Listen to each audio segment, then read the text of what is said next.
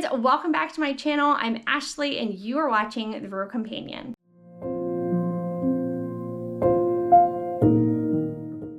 Today's video is called the Homestead Handbook, and as you read in the title, I'm going to be taking a deep dive into possibly one of my favorite homestead topics, growing fresh herbs in my garden. I am specifically going to talk about one herb, so make sure you stay tuned. Or if you would like, take a look in the show notes below and you can find the timestamp to jump forward past my little intro. Now, my family has been living on what we are calling a homestead for about the past 5.5 years. We have 20 acres of land in rural central Oklahoma. We are definitely not experts in this homesteading, and only recently have we added pigs and a miniature donkey to really consider ourselves homesteaders. Up until this point, we have raised chickens, ducks, guineas, cats, dogs, a rabbit, and of course I have grown things in my garden. We have gone foraging around our property, and we feel like we're getting the hang of what it is to be homesteaders. Now, while I definitely don't consider myself an expert in homesteading, I feel like I have learned a thing or two over the past 5.5 years, especially when it comes to growing fresh fruits, vegetables, and herbs. Today we're going to jump into the topic of growing herbs, specifically one of my favorite and one of my most prolific herb varieties in my garden right now, oregano. Throughout this video, I will be sharing snippets of what my garden looks like, what the oregano looks like growing in my garden. Oregano is a vibrant, green, prolific herb that can add so much flavor to a variety of dishes. Now, it is great enough to be used alone, or you can mix it in combination with other herbs. So I'm going to start by reading a little snippet from Medicinal Herbs by Rosemary Gladstar. This has probably been the most helpful book, one of the most helpful books that I have used in getting started in herbalism, really, if you will. So let me read what she says about oregano. Both marjoram and oregano are used to relieve nervousness, irritability, and insomnia due to tension and anxiety. They are both powerful antiseptic and disinfectant herbs that effectively fight bacterial and viral infections. Now, take this for what you will, but I believe that this is the primary reason that God allowed us to have herbs and fresh fruits and vegetables right here on earth, so that we can learn how to use them effectively to treat a variety of things and also enjoy eating them. Let's start with how to grow oregano. Of course, you can start it from seed, and that is actually what I did with the oregano that is growing in my garden. I bought a seed packet and I planted the seeds, and they took off like a weed, I guess. They are so prolific. A second thing you can do is divide a well-established plant. You can just cut out a section of that plant and move it to a new location. This would be great to do if you have a friend that has oregano already growing. If you are starting the oregano from seed, you do need to sprinkle the seeds lightly onto a good soil. I typically love a starter soil that is organic, but the seeds do need light to germinate, so you sprinkle them on top of the soil. You do not want to cover them. You want to keep them moist, and of course in light. Yes, you can do this outside, but the best way to get a consistent light source is using grow lights, and I do this each spring when I am starting all of my plants. Once the plant has started to grow, of course you need to water it weekly. Make sure that it has adequate sunlight, good soil that drains well. And what I have noticed about oregano is it grows so good in the spring. Specifically here in Oklahoma, our summers get super hot and dry. And while the oregano is drought tolerant, it does not seem to love the heat as much as it loves the cooler spring temperatures that we have here in Oklahoma. So in probably around April through early July, my oregano does wonderful. And then towards the end of the summer growing season, it does start getting upset, as do most of the plants that I have growing in my garden. Let's chat about the benefits of oregano.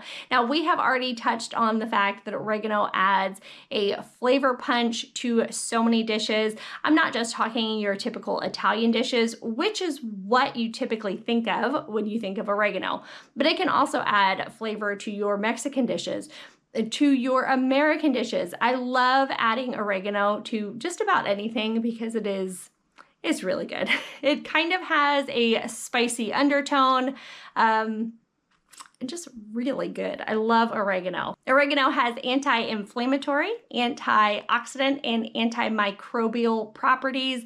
As I read earlier in the Rosemary Gladstar book, it also is antibacterial as well. So just oregano in itself has a whole host of benefits for treating ailments such as the common cold, infections, menstrual cramps, respiratory infections, and it can also help with gut health. Now, something that I love to do with oregano is make a simple oregano tincture. You just put a bunch of clean oregano into a clean mason jar, cover it with vodka, and let that steep for several months, strain it, and then you have just a very potent tincture for any ailment that comes along.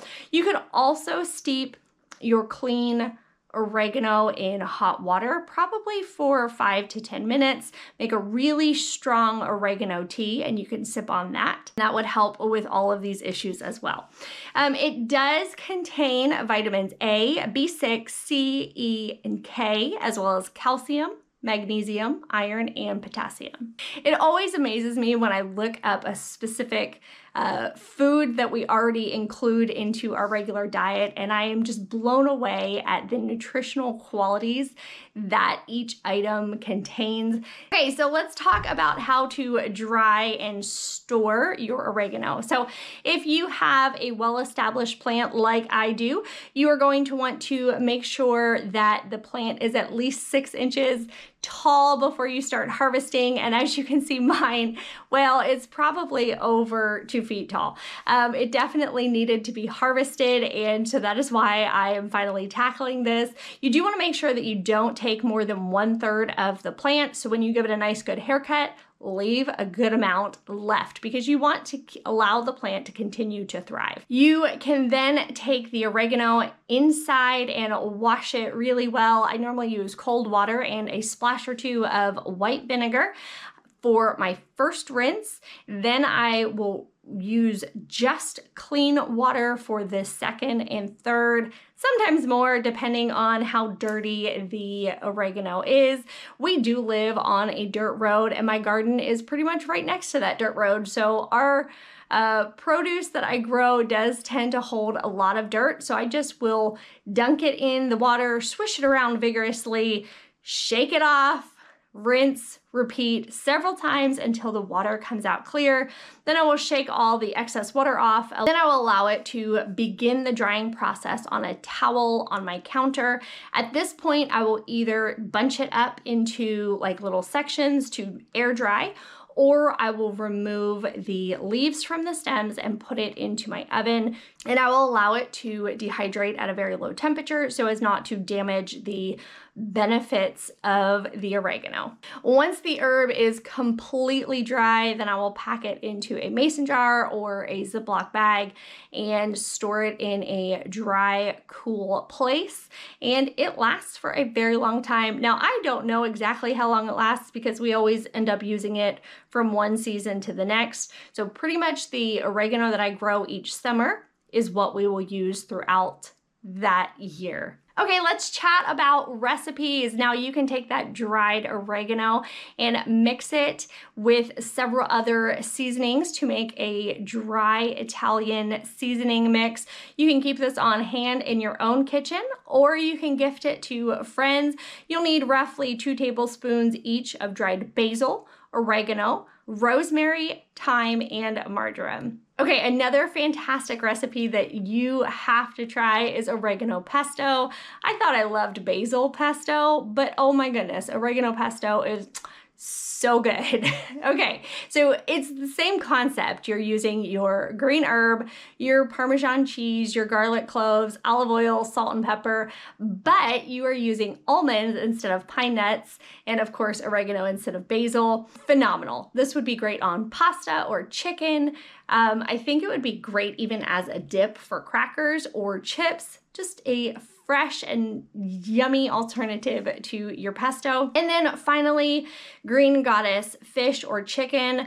We do this recipe quite frequently. You'll need 2 lemons juiced and zested, 1 tablespoon dried oregano, or 2 tablespoons fresh oregano, and the same amount of basil, either dried or fresh, and any other green herbs that you have on hand. Now, you can use basically any green herb in this recipe. Rosemary, cilantro, parsley, sage, marjoram, thyme, really whatever green herbs you have on hand, throw it into this recipe because they all just make a phenomenal flavor composition. And then you'll need 1 cup of spinach or another leafy green vegetable. If I have kale or collard greens on hand, that's what we're using. This recipe is really flexible in just using what you have on hand. 1 tablespoon of olive oil. You'll pulse that a couple times, make a nice thick paste, and put that on top of your fish or chicken before cooking it. Of course, save some of it for when you put everything together, if you want to put the fish or chicken on top of quinoa or rice. Oh, it's just a fresh and delicious. It's almost like the pesto, but it's maybe a little bit more fresh with the lemon juice in it.